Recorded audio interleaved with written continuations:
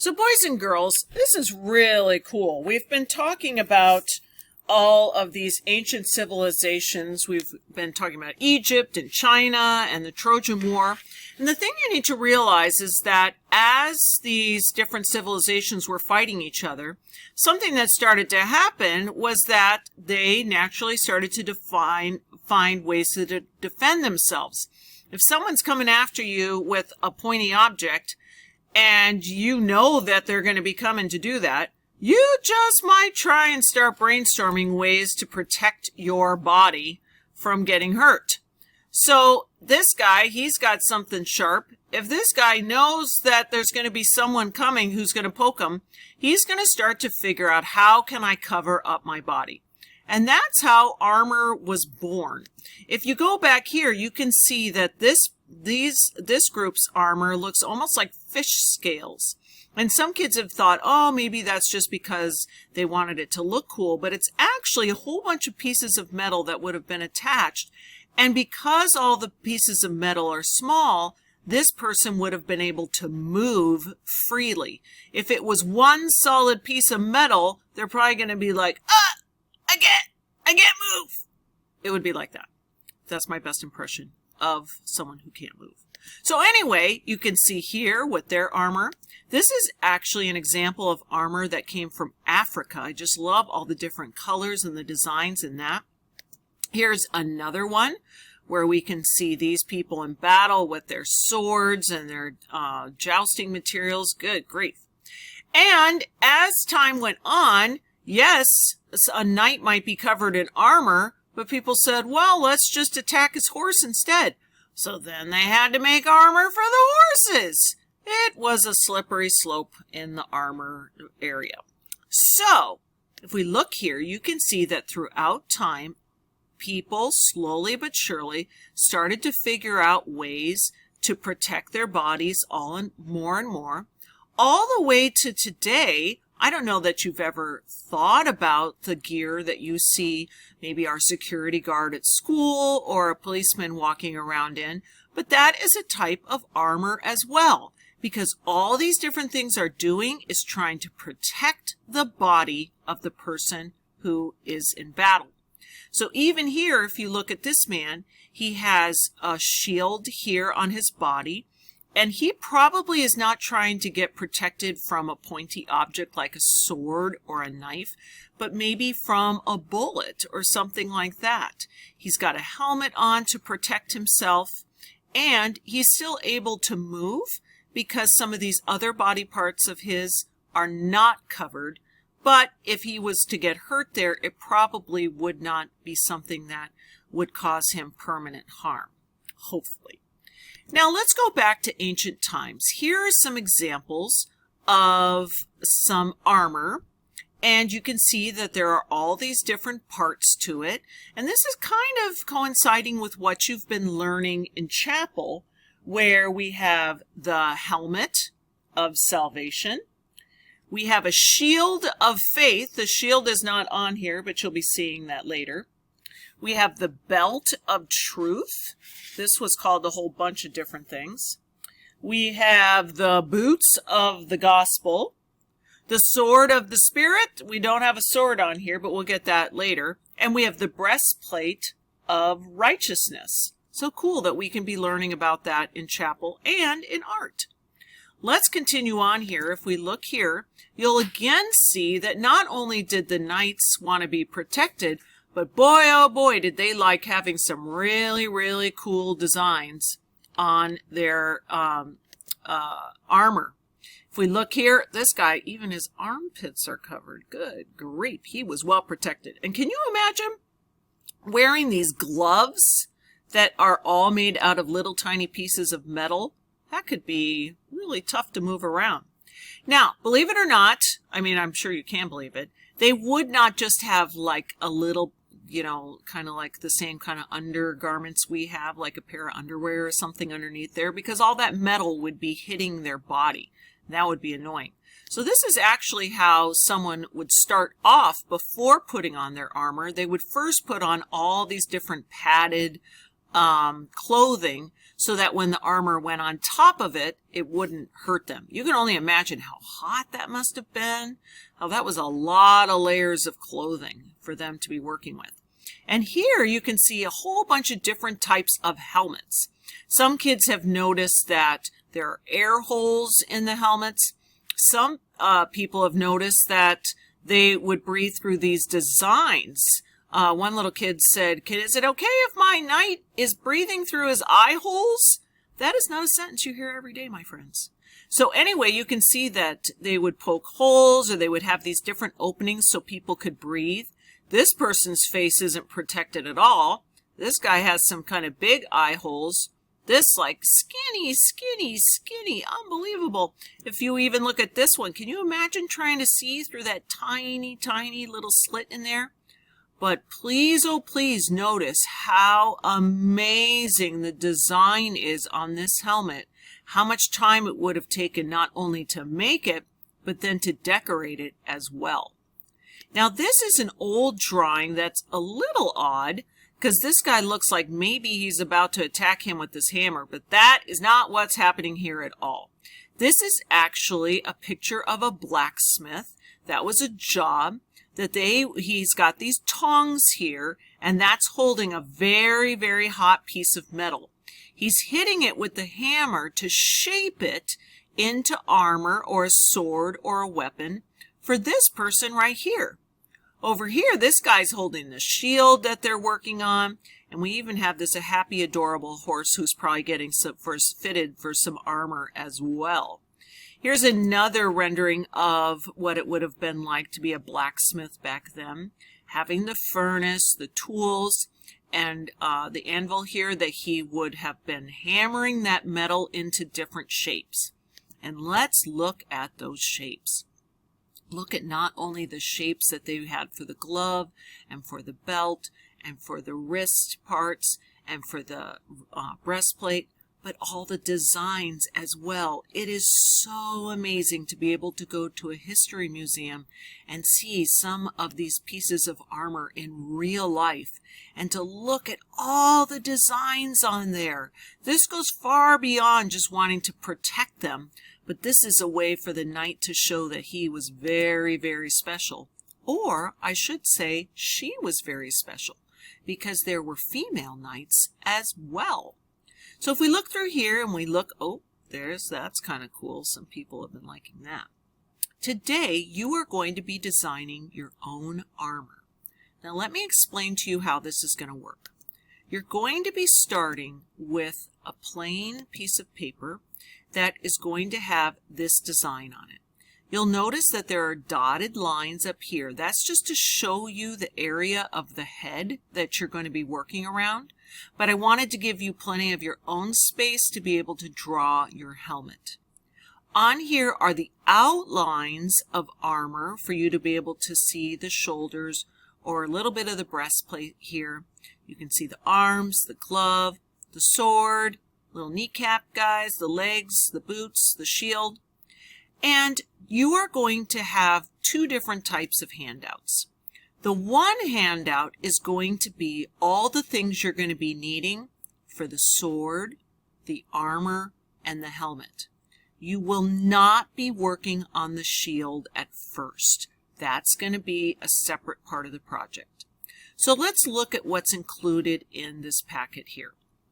So first of all, there's going to be a picture of traditional armor that you can look at and just be able to look closely at all the different little parts so that you can draw those details on your personal armor. And again, I'm going to have these pictures included that you can look at and see some of the intricate designs that they would have added on there. And I've been so pleased to see kids who have been drawing these designs onto their knight. As I mentioned before, I'll also have this sheet that shows you different helmets. And you can even combine. Some kids have been thinking that that looks really cool, but maybe they want to combine it with this cross with the little slits for eyes. You can make any combination of a helmet that you like. And here are some different ideas for swords as well. I basically have the sword shape on your main knight sheet, but you can always add more designs to it. Now here, let me just show you. This was from second grade this morning, and you can see that some of them spent a lot of time putting designs on their armor and making a helmet. This person made a helmet that was very extravagant. This is another second grader that made a helmet that was quite beautiful, and then look at their intricate designs. I love how this person even took the time to make sure that the legs of their knight had a neat design. If you look here, this person drew their head kind of to the side, which was a little advanced, and kind of kept to a mesh design, but then decided to get a little creative on the leg. How interesting. And then this person did a beautiful job. I love how if you keep it plain, at least give yourself those little rivets, those little small pieces of metal that would have been acting like a screw to keep it together. Now, when you are finished adding all your details to your armor, your helmet, and your sword, then I'm going to be inviting you to go over to the shield handout. Now, in the video, it mentioned that a lot of times people would get confused. Everyone was wearing armor. You wouldn't know who was who. Boys and girls, when it comes time to do your shield, we need to be sort of interesting. We want to reveal things about you. So if you look at this one of me, you'll see that I have a heart, the letter A, and I have a deer. Let me tell you why. The first part is going to be what we call birth order. So in your family, if you are a boy, you're going to be looking at this row. And you're going to be saying to yourself, are you the oldest boy in your family? You're not going to worry about cousins. And if you have an older brother or something from another marriage or something like that, like a stepbrother, you can figure out if you want to include them in this. But or if you just want to have your immediate family, it's totally up to you. But if you are the oldest boy, that would mean that you would have this symbol on your shield. If you have two older sisters, but you're the oldest boy, you still get this symbol.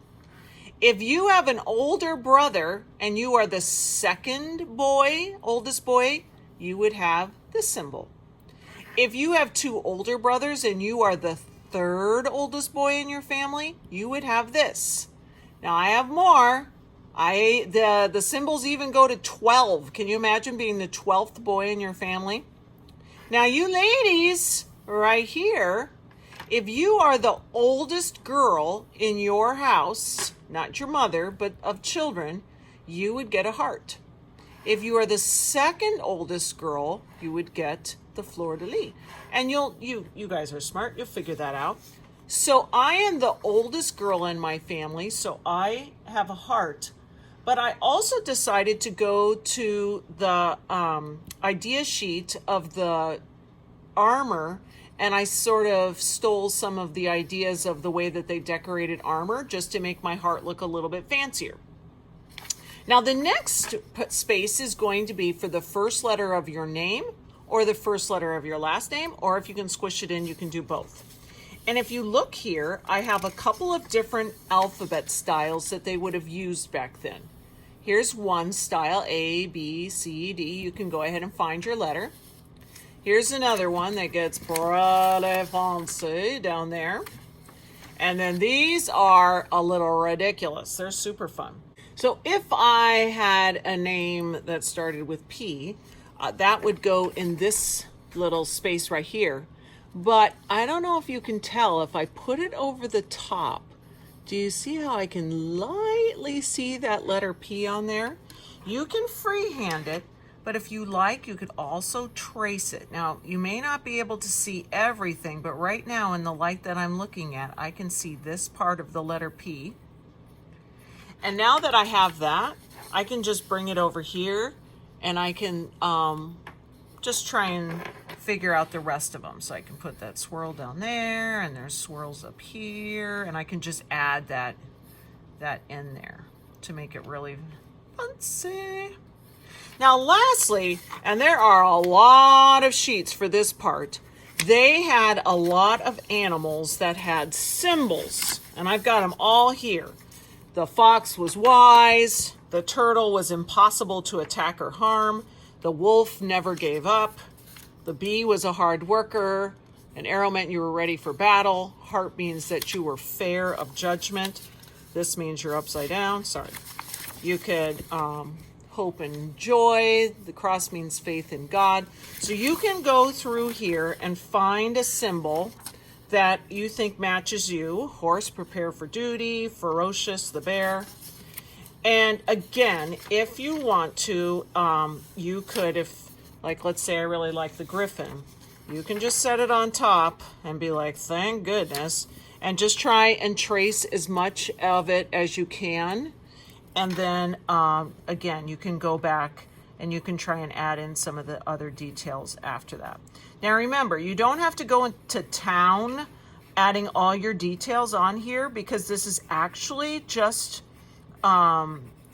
your practice a little bit that you're going to be tracing later. And I'm going to show that to you how that will go now. So when your drawing is finished, you're going to be taking it. This is actually Olivia's. She wasn't quite finished yet, but I'm going to steal hers for a minute because she did a beautiful job on her shield. She must be the firstborn. Her name is Olivia, so she has the O, and then she has the tiger. So she is a fierce young woman. So check this out, what we're going to be doing. You're going to be getting a piece of construction paper that's been folded. If you're at home, you're probably going to need a couple of pieces of paper to work on top of. And then we're going to take this silver piece of metal and we're going to line it up so that when I bend it like this, I can tell that it's centered in the middle of my metal. And now I'm just going to take some tape and I'm going to be taping it to the top and to the bottom so that it does not move off the metal. And now I'm going to be using a ballpoint pen. If you have one that's been blue or green or red, that's kind of fun because then you can see where you've been. And let me explain to you what I mean. So now that I have that taped on there, I'm making sure that I'm on top of my soft surface, and I'm going to take my pen and I'm going to start to trace over what I drew before. So I'm just going to help Olivia out here and I'm going over the details. And again, you can see that I've been over here because I can see the green. And if you want to rotate your paper, you can. And like here, I'm just going to push down like this. So you're just going to work your way along. And again, I'm pushing down pretty hard. And now I'm going to do this part. And I have more to do, but I just want to show you that when you flip it over, you're going to be able to see that you have pushed into the metal your design. So that's awesome. So it's kind of fun to flip it over every once in a while just to be like, oh, look how far I got. Or you can see if you missed a spot or something like that. But she would have gone and done more of this here. And it's kind of relaxing. You just move along, pushing down the areas that you want to do. And eventually you'll finish the whole thing, but it might take a while. In fact, for those of you at home, we're actually planning on this being a 2-week project, just because a lot of kids this week just got finished with their drawing, and then they'll probably be tracing it next week. So I'm going to stop working on Olivia's, but I just wanted to show you this so that you knew how to do it and what to expect. And make sure you're always working on your soft piece of paper, because if you gradually just forget about it and you work over here, when you flip it over, you're going to notice that it doesn't push into the metal quite as much. All right, here we get going.